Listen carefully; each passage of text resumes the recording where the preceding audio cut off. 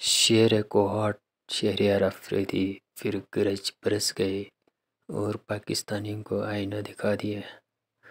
تو پلیز.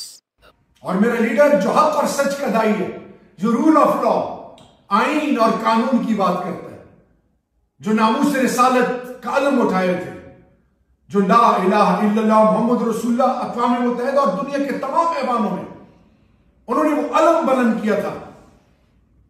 تو میرے پاکستانیوں، آج وہ بھی آزمائش میں، لیکن بھاگے نہیں قانون اور آئین عدالتوں سے، مقابلہ کر رہے ہیں.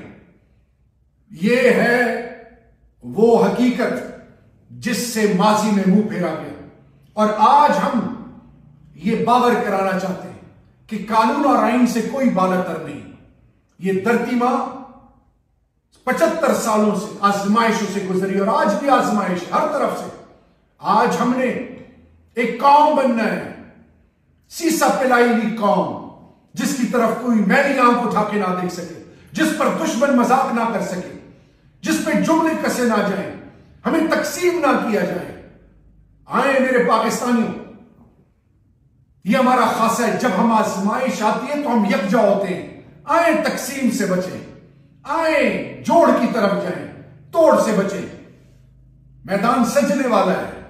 8 فروری کو الیکشن ہونے جا رہے ہیں انشاءاللہ باذن اللہ.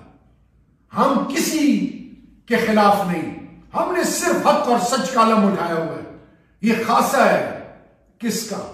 انبیاء کرام کا. یہ خاصہ ہے آل بیت کا، خلفائے راشدین صحابہ کرام کا. یہ خاصہ ہے اولیاء کرام بزرگان دین کا. یہ خاصہ ہے حق پرستوں کا. اور یہ خاصہ ہے وہ جو فلسفہ حسین پر ایمان اور یقین رکھتے ہیں. میرے پاکستانیوں، میرے ساتھ جو کچھ ہوا میں رب کی رضا کے لیے سب کو معاف کرتا ہوں، کیونکہ جب اللہ کے محبوب نے مکہ کو فتح کیا تو سب کو